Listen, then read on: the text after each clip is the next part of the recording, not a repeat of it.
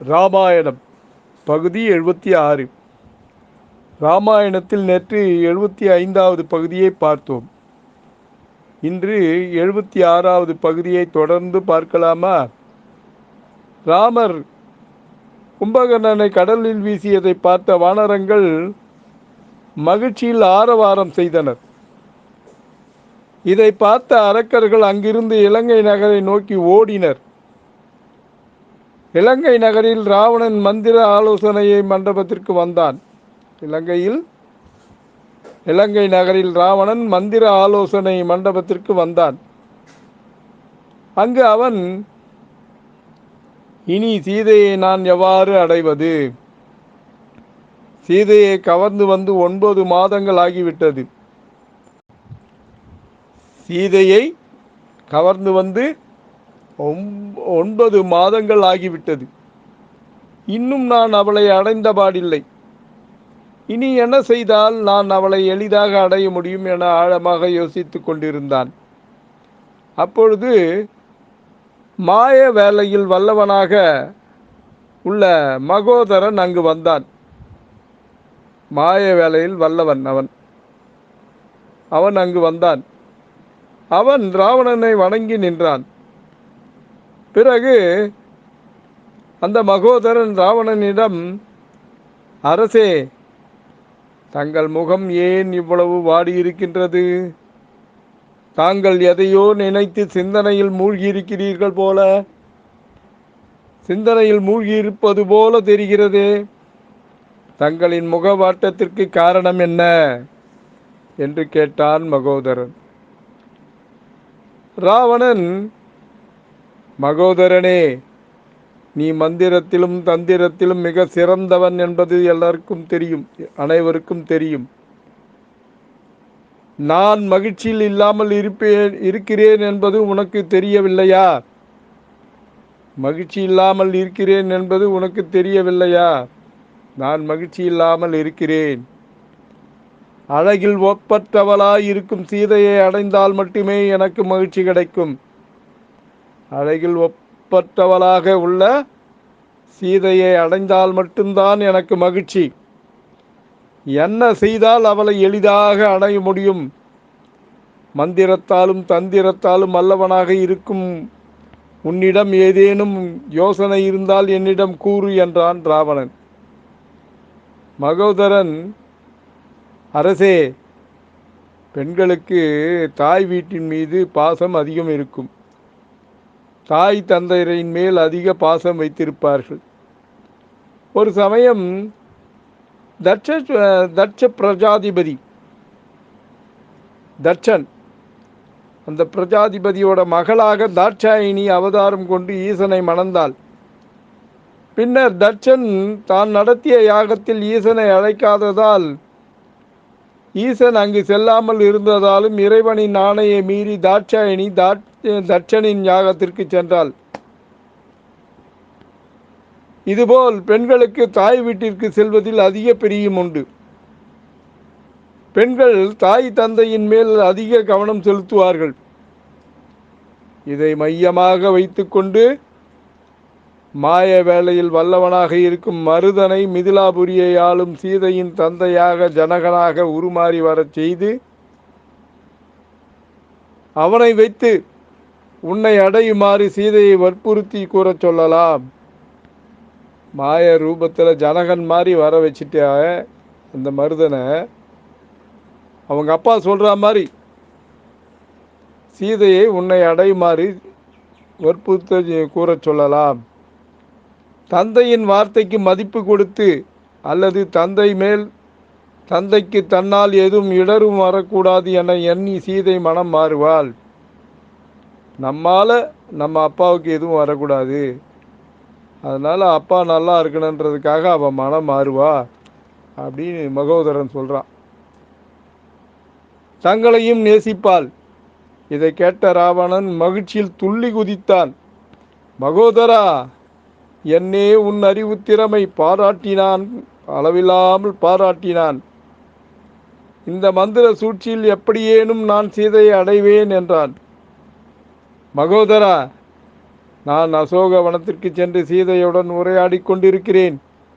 அப்பொழுது நீ மருதனை ஜனகனாக மாறச் சொல்லி அங்கு வந்து சேர், அவனுடன் அங்கு வா என கூறிவிட்டு அவனை தழுவிக்கொண்டான்.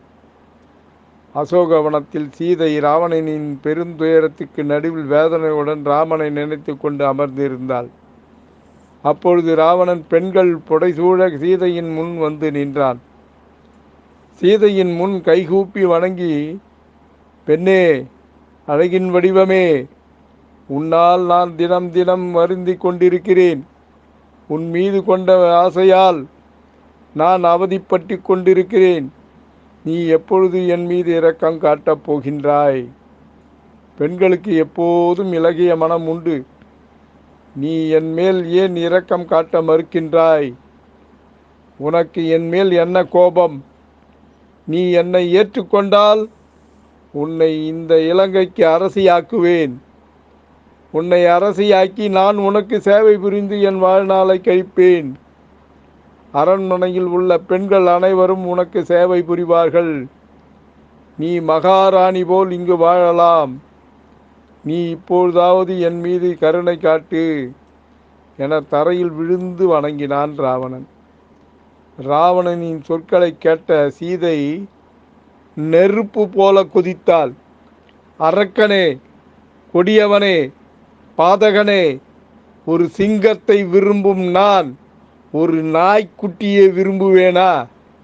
ஒரு சிங்கத்தை விரும்பும் நான் ஒரு நாய்க்குட்டியை விரும்புவேனா? இனியும் இது போன்ற ஆசை இருந்தால் அதை நீ மறந்துவிடு. பெண் ஆசையால் அழிந்து விடாதே. உனக்கு அழிவு காலம் நெருங்கி கொண்டிருக்கிறது. துஷ்டனே, இங்கே நின்று கொண்டு மதிகட்டு பேசாதே. இங்கே இருந்து சென்று விடு என்று கடிந்து பேசினாள். சீதை இப்படி பேசியதை கேட்ட ராவணன் அமைதியாக இருந்தான். பெண்ணே, ராவணனாகிய என்னை மூடனாக நினைக்காதே. நீ என் ஆசைக்கு இணங்கவில்லை என்றால் நீ பிறந்த நகரையும் நீ புகுந்த நகரையும் நான் பொடி பொடியாக்குவேன். என்னை யார் என்று நினைத்தாய்? நான் வெள்ளி மலையை அள்ளி எடுத்தவன். நான் இந்த 3 உலகங்களையும் வென்றவன். நான் மிதிலாபுரிக்கும் அயோத்திக்கும் அரக்கர்களை அனுப்பியுள்ளேன். அயோத்தியில் பரதன் சத்ருக்கனையும் மிதிலையில் உன் தந்தை ஜனகனையும் கட்டி கொண்டு வருமாறு ஏவலாட்களை அனுப்பியுள்ளேன் என்றான் ராவணன். அப்பொழுது மகோதரன் மாய ஜனகனாக மாறிய மருதனை கைகால்களை கட்டி கொண்டு இழுத்து கொண்டு வந்தான். சீதை வருவது தன் தந்தை என நினைத்து தந்தையின் இந்த நிலையைக் கண்டு மிகவும் வருந்தினாள். என்ன செய்வதென்றே தெரியாமல் தந்தையை பார்த்து அழுதாள். கடவுளே, என் தந்தைக்கு இந்த துயரம் வந்ததே, இனி நான் என்ன செய்வேன்? என்னை பெண்ணாக பெற்றதற்கு தாங்கள் இன்று பெருந்துயரம் அடைந்தீரே. என்னை பெற்ற பாவத்திற்காகவா உங்களுக்கு இந்த தண்டனை? 1000 வறியவர்களுக்கு உதவி செய்வீரே, இன்று நமக்கு உதவ யாரும் இல்லையே.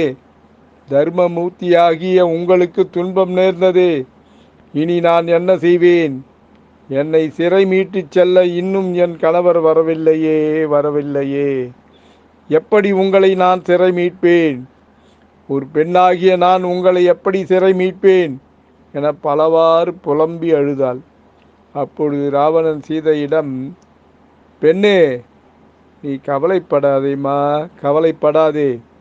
நீ என்னை ஏற்றுக்கொண்டால் என்னை ஏற்றுக்கொள். நான் உன் தந்தையை இலங்கைக்கு அரசனாக முடிசூட்டுகிறேன். நீயும் நானும் இங்கு மகிழ்ச்சியாக வாழலாம். உன்னை பெற்றெடுத்த தாய் தந்தையரை நான் ஒன்றும் செய்ய மாட்டேன். இதற்காக நீ என்னை ஏற்றுக்கொள்ளத்தான் வேண்டும் என்றான் ராவணன். சீதை, ஒரு சிங்கத்தை விரும்பும் நான் ஒரு நாய்க்குட்டியுடன் வாழ்வேனா? ஒரு சிங்கத்தை விரும்பும் நான் ஒரு நாய்க்குட்டியுடன் வாழ்வேனா? என் கணவரின் அம்பிற்கு நீ அழிவது நிச்சயம். போர்க்களத்தில் நீ ராமனின் அம்பு பட்டு வீழ்ந்து கிடப்பாய் என்றாள் கோபத்துடன் சீதை. ராவணன் இதை கேட்டு கடுங்கோபம் கொண்டான். அப்பொழுது மகோதரன் ராவணனை பார்த்து, அரசே, தாங்கள் சீதையிடம் கோபம் கொள்ள வேண்டாம், கோபம் கொள்ள வேண்டாம் என்றான். நாளைய பகுதியில் என்ன நடக்கிறது என்று பார்ப்போமா? ஹரே ராம ஹரே ராம ராம ராம ஹரே ஹரே. ஜெய் ஸ்ரீராம். பக்தியுடன் எம் தணிகானந்தம், சேந்தமங்கலம். வணக்கம். Thank you.